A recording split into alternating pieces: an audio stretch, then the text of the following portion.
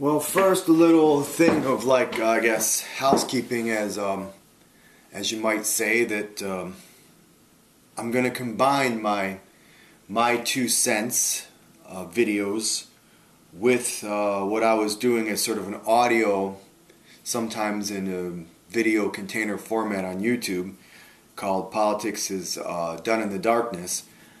I'm just going to merge the Politics is Done in the Darkness into the My 2 cents, since they're both relatively the same concept, just one using video and audio and one being purely an audio.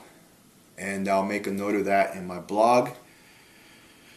And I'll just use the link from my blog of My 2 cents to spread the video around rather than the video itself link. Okay, well, where to start? You know, I've seen the pontifications about Trump and his meaning in running for president.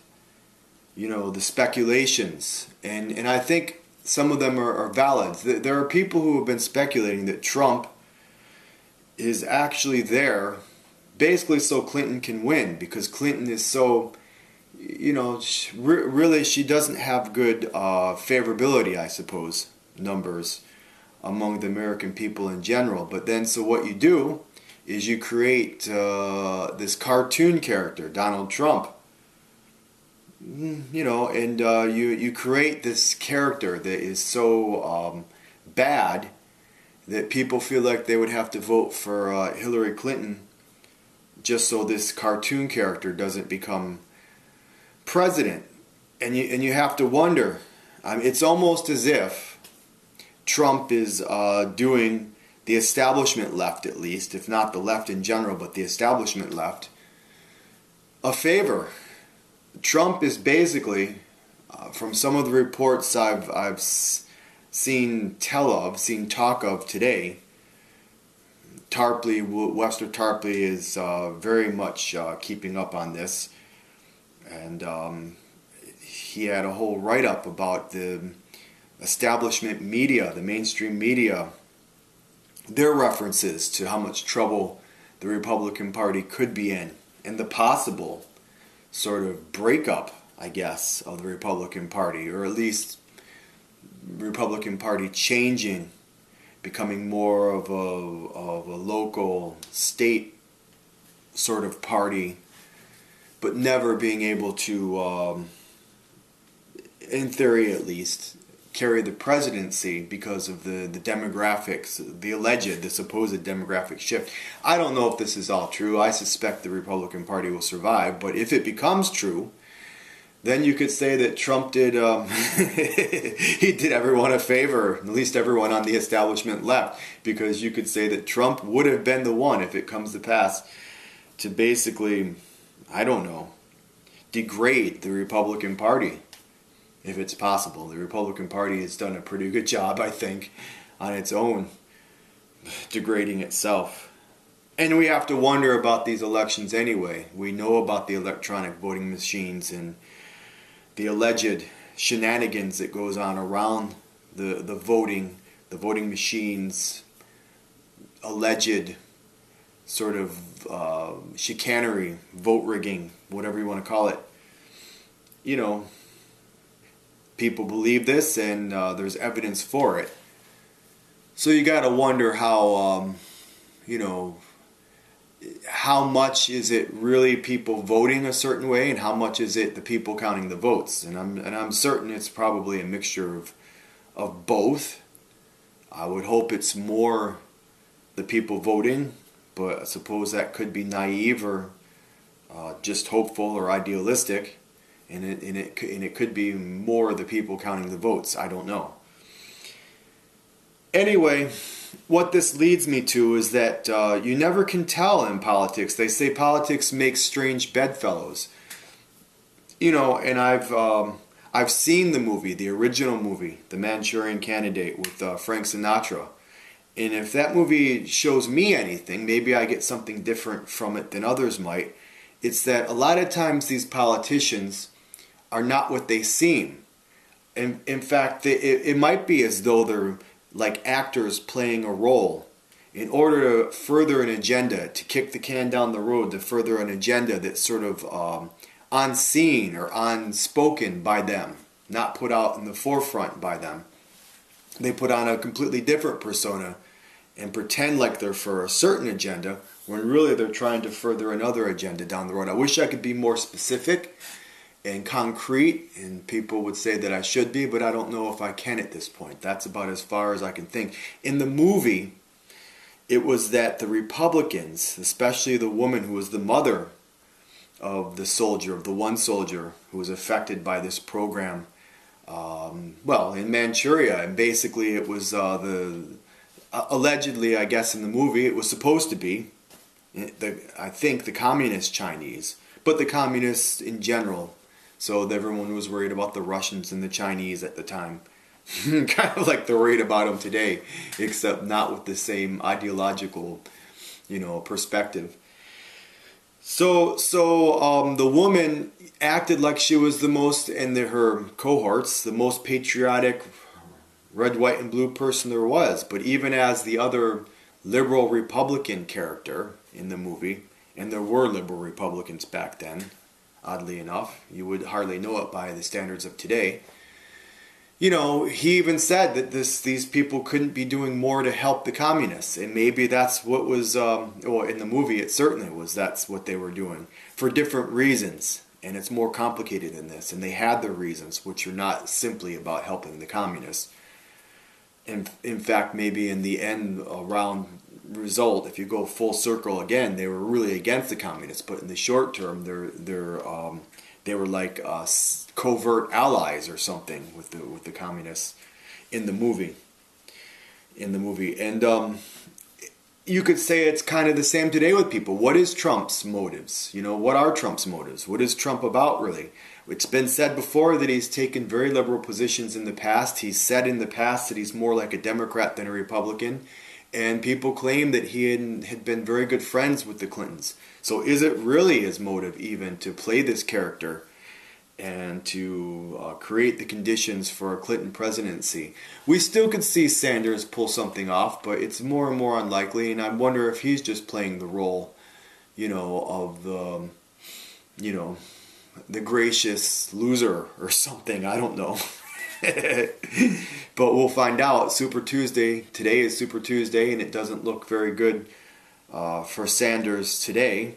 But one never knows, and there are states to come further on. If he can keep neck and neck with Hillary, if he can keep it half and half, sort of like half the delegates and half the delegates, he still has a chance. If he can tie her, in other words, if he can maybe not win, but come in a close second or a tie, even a close second.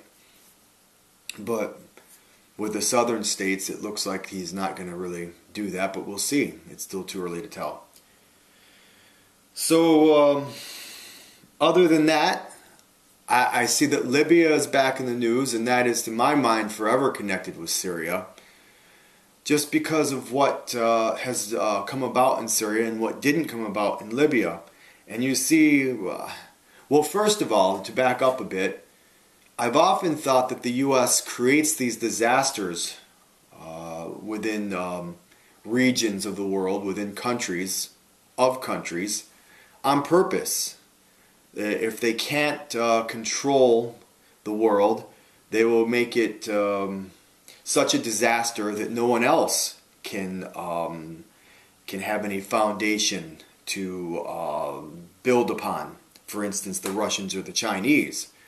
Let's keep the whole region that would be the Silk Road that the Chinese are trying to build up in flux, would be kind of what I think they're doing. But I sometimes wonder if they really are. I would think that they're doing it on purpose, because how could you do it on accident so many times and so often and so well to make Iraq such a disaster, and really to have it divided sort of among ethnic lines, and then act like it wasn't on purpose that you did that. To openly, as John Kerry had said, say that maybe Syria will have to be divided into sections kind of among ethnic lines. Again, a way to keep the pot bubbling, I guess, or boiling, and make it impossible for the Russians or the Chinese to have a foundation to build upon.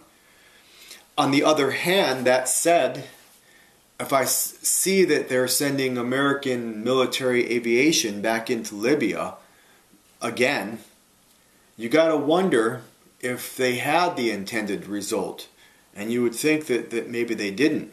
The New York Times is admitting that Libya didn't turn out the way that people in the establishment wanted it to be, although they're too kind and they don't want to. Of course, they, I think, pretty much endorsed the whole thing, or even by the bent of their reporting, by how they reported it.